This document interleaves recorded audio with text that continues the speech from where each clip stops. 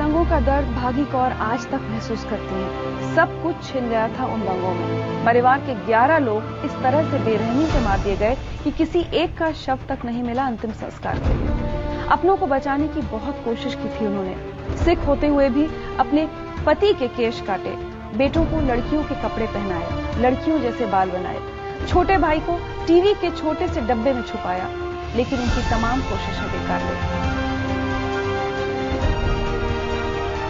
न पति बचे, न चारों भाई और न ही बाकी रिश्तेदार।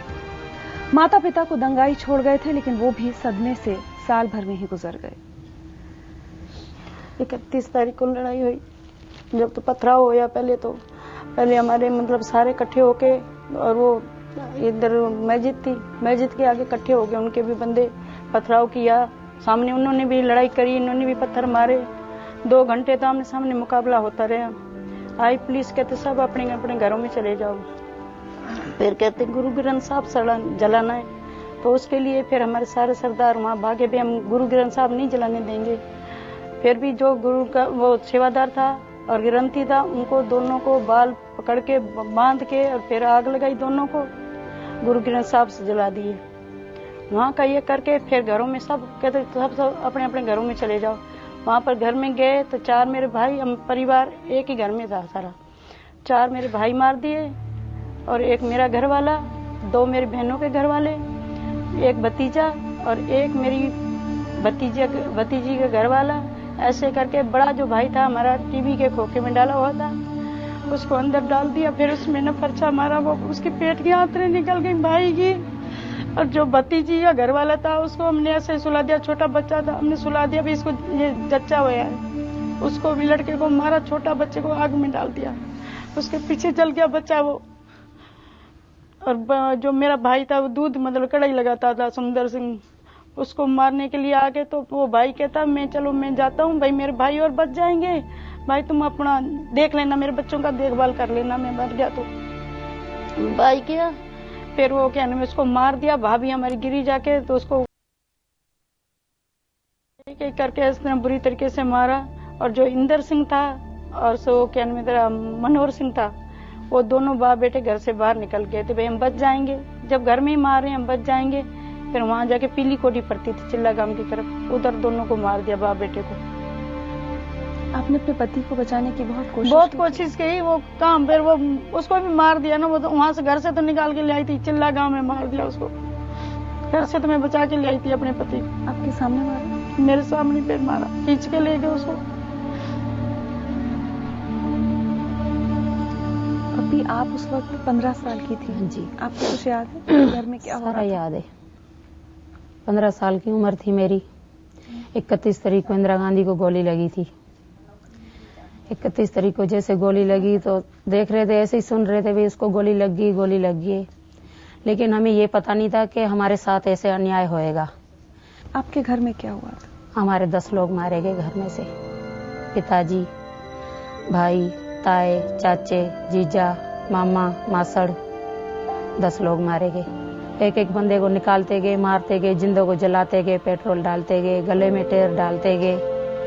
और हमारे घर के अंदर पूरा हमारा परिवार इकट्ठा था। हमारे घर का दरवाजा तोड़ दिया उन्होंने, दरवाजा तोड़ के आग लगा दी घर में। 3 दिन ऐसे ही हम रोडों पे भटकते रहे, कभी इधर भगाते थे हमारे वो, कभी इधर भगाते थे, जैसे जंगलों में भेड़ बकरियों को हाँक देते हैं, ऐसे जो भी कोई टकरता था मारने वाले ही टकरता था। 3 दिन ऐसे ही रोते रहे, चिल्लाते रहे, भटकते रहे। फिर मिलिट्री आई थी 3 तारीख को, फिर उन्होंने उठा के सबको इकट्ठा करके और कैंपों में डाला।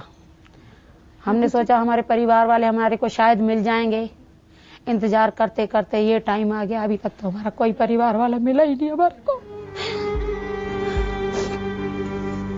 एक भी शव नहीं मिला संस्कार, किसी का भी नहीं मिला। वो उसके ज्ञान सिंह की तो आंतरें निकल गई थी मेरे भाई के भजन के घर में, आंतरें निकली हुई ऐसे चुन्नी के साथ बांध रहे।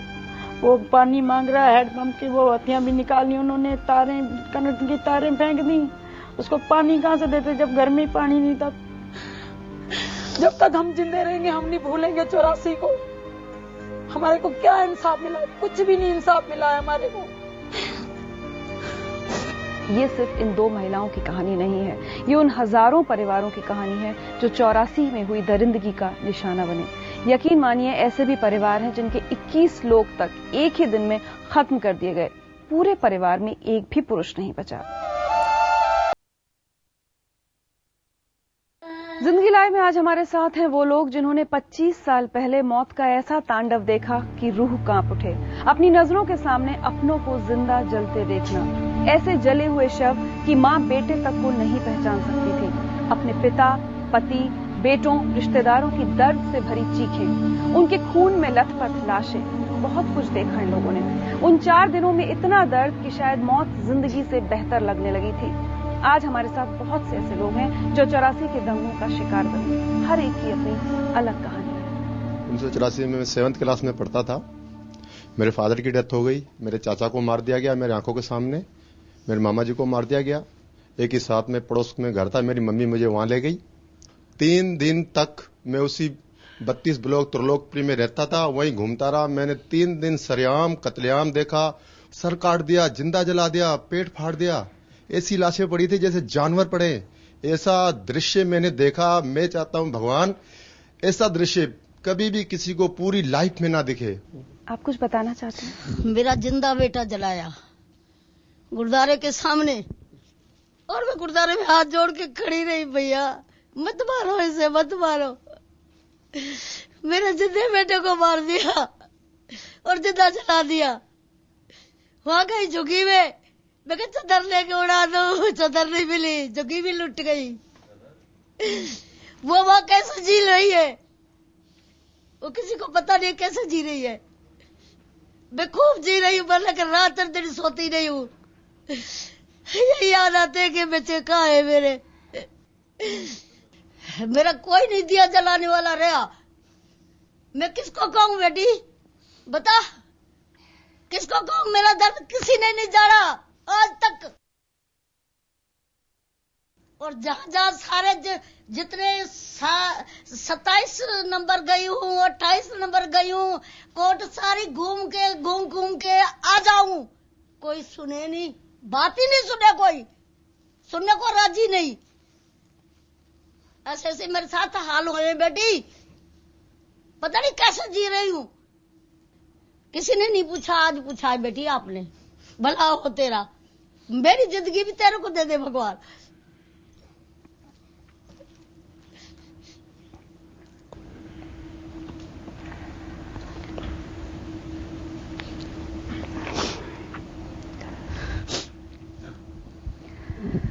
इन लोगों की बातें सुनकर, आंसू देखकर, दर्द महसूस करने के बाद हमारे पास अब कुछ भी कहने सुनने को कहां बचा है। 25 साल बहुत लंबा वक्त होता है और अंग्रेजी की एक कहावत है, justice delayed is justice denied. 84 के दंगों की बातें चुनाव के वक्त बहुत होती हैं, पर ना उसके पहले ना उसके बाद किसी को इन लोगों की याद आती है जो 25 साल से राह तक रहे हैं उस एक फैसले की जो इन्हें इंसाफ दिलाएगा, जो इनके जख्मों पर मरहम लगाएगा, जो इनके जीने का मकसद पूरा करेगा।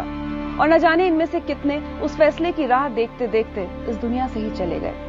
क्या इनका इंतजार कभी पूरा होगा? प्राइम मिनिस्टर इंदिरा गांधी को जिन्होंने मारा उनको इन्होंने 2 साल में फांसी दे दी। क्या इनके लिए कोई फांसी नहीं है? फांसी क्या इनके लिए लाइफ इम्प्रिजनमेंट भी नहीं है? बिना किसी गलती की इतनी बड़ी सजा एक साथ परिवार को खो देना, तो आप समझ सकते हो कि ये कैसा दर्द है। जब हम मर जाएंगे कहानी मर जाएगी, तब जब तक हम जिएंगे कहानी जिएगी। मैं ना रात सोती हूँ ना दिन सोती हूँ, ना भगवान ने सुनी ना इंसानों ने सुनी है।